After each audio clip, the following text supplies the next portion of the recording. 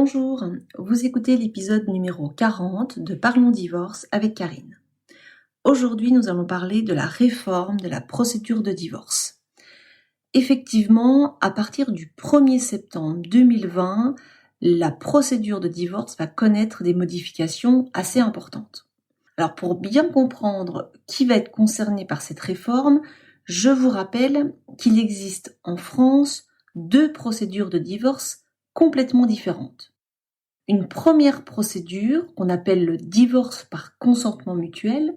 Dans cette procédure, je vous le rappelle, j'en ai parlé dans un épisode, l'épisode 4 de mes podcasts. Dans cette procédure, les époux ne vont pas voir de juge. Ils rencontrent uniquement des avocats. Il faut 2 avocats dans cette procédure qui vont rédiger un contrat, le contrat de la séparation, le contrat du divorce, et c'est ce qu'on appelle juridiquement une convention. Cette convention va ensuite être homologuée par un notaire. Donc cette procédure de divorce, qu'on appelle cette procédure amiable, le divorce par consentement mutuel, cette procédure-là demeure inchangée. C'est-à-dire que la réforme qui va intervenir au mois de septembre 2020 ne concerne absolument pas cette procédure de divorce. Donc, le divorce par consentement mutuel, tel que je l'ai expliqué dans l'épisode numéro 4, celui-ci ne change absolument pas et est maintenu même avec cette réforme de la procédure qui va intervenir au 1er septembre. Alors, donc si ce divorce-là ne bouge pas, c'est donc l'autre procédure qui existait, c'est-à-dire le divorce qu'on appelle devant le juge. Parce que pour la première procédure, le divorce amiable, il faut absolument être d'accord sur tous les points de la séparation. Aussi bien les enfants que le partage, que la décision de vendre ou pas la maison, tout ce qui concerne les conséquences du divorce, il faut un accord sur tous les points. Et il arrive des cas évidemment où les époux ne sont pas d'accord sur tout. Dans ce cas-là, le divorce amiable, le divorce consentement mutuel n'est pas possible. Et ces époux se tournaient donc vers le juge pour demander au juge une réponse judiciaire à leur conflit. C'est-à-dire que chacun expose son désaccord et c'est le juge qui tranche sur la question des pensions alimentaires, sur la question du mode de garde des enfants. Et c'est cette procédure-là qui va véritablement être impactée par des modifications importantes. Au départ, cette réforme devait être mise en place le 1er janvier 2020 et finalement, elle a été repoussée au 1er septembre 2020. Pour préciser quand même, si votre procédure a été engagée avant le 1er septembre 2020, vous restez soumise à l'ancienne loi et donc vous restez soumise à l'application de la procédure normale que je vous ai expliquée dans l'épisode 5. Donc je ne vais pas supprimer tout de suite mon épisode numéro 5, parce qu'il va encore s'appliquer pour toutes les procédures engagées avant le 1er septembre 2020. Donc cette procédure-là sera maintenue, mais voilà, j'insiste bien pour les procédures engagées avant. Dès qu'on va passer le 1er septembre 2020, la procédure de divorce ne sera plus du tout la même. Alors, je ne vais pas rentrer dans le détail technique de cette procédure, qui, j'ai envie de dire, concerne les avocats.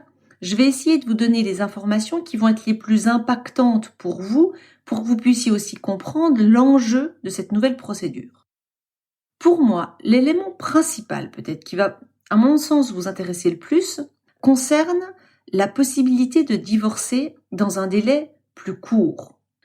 Je vous rappelle que lorsqu'on se présente devant le juge pour divorcer, on avait 3 solutions. Soit les 2 époux finissent par accepter de divorcer, c'est assez simple, on fait signer un document comme quoi tout le monde accepte le principe du divorce.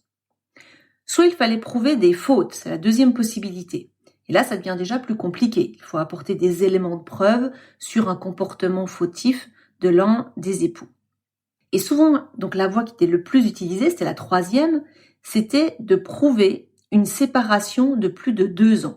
C'est ce qu'on appelait le divorce pour altération définitive du lien conjugal. Un terme un peu compliqué. Retenez simplement qu'il suffisait de démontrer qu'on était séparés depuis plus de 2 ans pour pouvoir obtenir le divorce.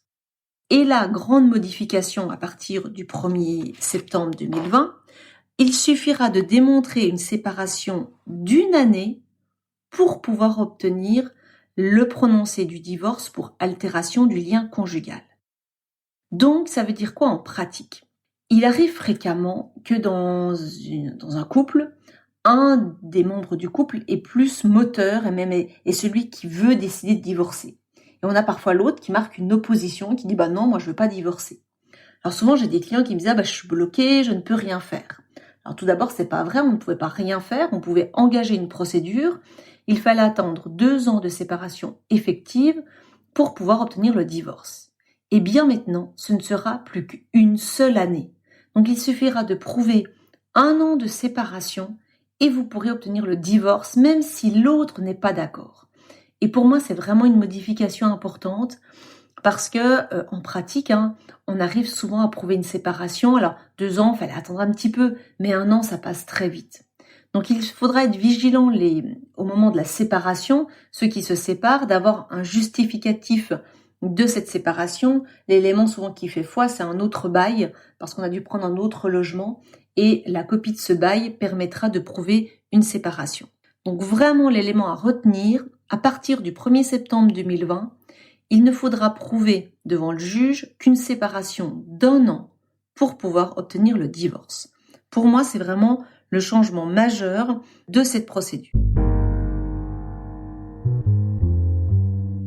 Le deuxième élément, qui est également une modification importante, je ne sais pas si vous vous souveniez, mais dans mes explications sur l'ancienne procédure, j'ai beaucoup insisté sur le fait qu'il y avait 2 étapes. Et c'était vraiment ce qui marquait la procédure de divorce devant le juge. On avait 2 phases. Une première phase, ce qu'on appelait l'audience de conciliation, et ensuite la deuxième phase pour enclencher le divorce. Donc c'était d'ailleurs très compliqué pour les gens de dire mais attendez, on est où? Alors donc je dis attendez, on est dans la première phase ou on est dans la deuxième phase. Donc ce qui faisait une procédure un petit peu lourde et un peu longue. Et c'est ça qui était complètement modifié par la réforme, c'est qu'il n'y aura plus ces 2 phases. Il y aura une seule phase, c'est-à-dire qu'on va engager la procédure directement et on va être directement dans une procédure, on n'aura pas besoin de faire 2 étapes comme on le faisait actuellement.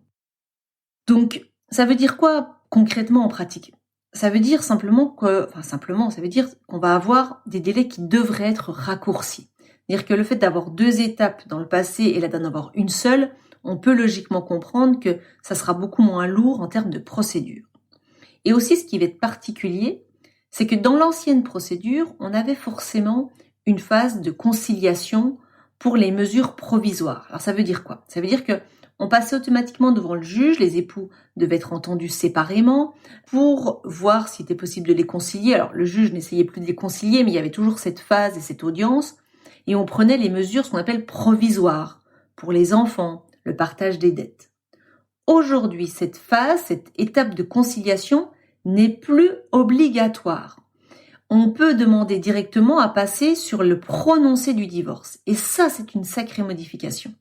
Avant, on n'avait pas le choix. Il fallait déjà faire l'étape, ce que j'appelais de la séparation, pour ensuite faire le divorce. Maintenant, on a la possibilité d'enlever cette phase de mesure provisoire et d'aller directement vers une demande devant le tribunal pour le prononcé du divorce. Donc c'est vraiment une modification en profondeur puisque on n'est plus dans l'obligation de ces 2 phases. Par contre, la loi a quand même prévu, et en cas de besoin, de demander quand même au juge ce qu'on appelle de prendre des mesures provisoires. Parce que s'il y a une urgence, s'il y a un besoin de prendre des décisions pour les enfants parce que les époux n'ont pas pu se mettre d'accord, ce qui est souvent le cas sur ce type de procédure, eh bien, il sera possible de demander au juge de prendre une décision sur les mesures provisoires. Mais comme ce n'est plus obligatoire, pour certains dossiers, ou parfois c'était pas utile, on va pouvoir aller beaucoup plus vite sur la procédure de divorce. Donc voilà. Après, il y a des points de détail, mais j'ai envie de dire qu'ils ne seront pas intéressants pour vous de retenir. Ce que vous devez retenir, c'est que cette réforme, donc, elle est applicable au 1er septembre 2020, qu'on ne sera plus tenu d'attendre 2 ans de séparation, qu'une seule année va suffire pour pouvoir faire prononcer le divorce, et également qu'on a supprimé ces 2 phases et que tout est regroupé dans une seule phase de divorce. Donc pour ceux qui se trouvent aujourd'hui en situation de devoir décider de divorcer ou pas, vraiment il va être important de vous entretenir avec votre avocat pour savoir est-ce qu'il est préférable d'engager la procédure maintenant, ce qui veut dire qu'on sera soumis à l'ancienne loi, ou est-ce qu'il est préférable d'attendre le 1er septembre pour bénéficier de cette nouvelle loi, pour qui, à titre personnel, de ce que j'ai pu en lire, me semble plutôt intéressante et me semble plutôt avantageuse. Je trouve que c'est une réforme qui peut être utile, qui va permettre par moment d'accélérer la procédure quand c'était nécessaire, qui permet en même temps de prendre des mesures provisoires si c'est utile. Donc voilà, j'ai plutôt, à la lecture que j'ai pu faire de cette procédure, plutôt un avis favorable avec ces nouvelles dispositions. Alors, sachant que j'en parle sans les avoir mis en pratique, forcément, puisque ce ne sera qu'au 1er septembre 2020, donc la pratique nous dira voilà les avantages et les inconvénients, mais là, de prime abord, cette procédure me semble plutôt intéressante. Elle permet toujours la discussion, c'est-à-dire que même si ce genre de procédure est engagée, on peut toujours, à tout moment, mettre en place des mesures de négociation, de discussion et de faire valoir un accord. On a vraiment une procédure, d'ailleurs on insiste dans cette procédure, pour mettre en place des solutions, des stratégies amiables pour essayer de trouver un accord entre les époux. Donc voilà ce qui se prépare pour le 1er septembre 2020. Donc pour résumer, dans les anciens podcasts que je vous ai fait, l'épisode 4 sur le divorce consentement mutuel, celui-ci ne change pas et n'est pas impacté par la loi qui sera applicable au 1er septembre 2020. L'épisode 5 qui traitait du divorce avec juge, c'est celui-ci qui va être le plus impacté. Je le laisse toujours en ligne parce que toutes les procédures, elles sont nombreuses et elles durent, qui ont été engagées avant, cette procédure-là reste applicable. Mais à un moment donné, à partir du 1er septembre, vous ne pourrez plus demander l'application de l'ancien système. Donc voilà, n'hésitez pas à bien en parler avec votre avocat pour voir les avantages, les inconvénients. Mais il semble que ce soit peut-être intéressant. Mais voir, c'est toujours au cas par cas. Je le redis souvent, vous avez chacun une histoire différente, des intérêts différents, et il est important d'échanger avec l'avocat, de poser aussi toutes les questions. C'est normal de ne pas tout comprendre, la procédure est complexe, donc posez toutes les questions pour pouvoir avoir des informations sur cette procédure. Juste peut-être un point de précision qui me revient, dans l'ancienne procédure, lors de la première phase, il n'était pas obligatoire de prendre un avocat. Enfin, pour engager, il fallait un avocat, mais en défense, certains se présentaient sans avocat.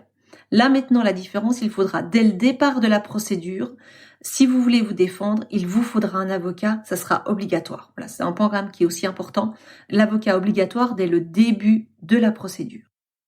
N'hésitez pas à nous faire part de vos commentaires, vos observations sur cette procédure. Si vous avez des questions, nous restons à votre disposition, par mail de préférence.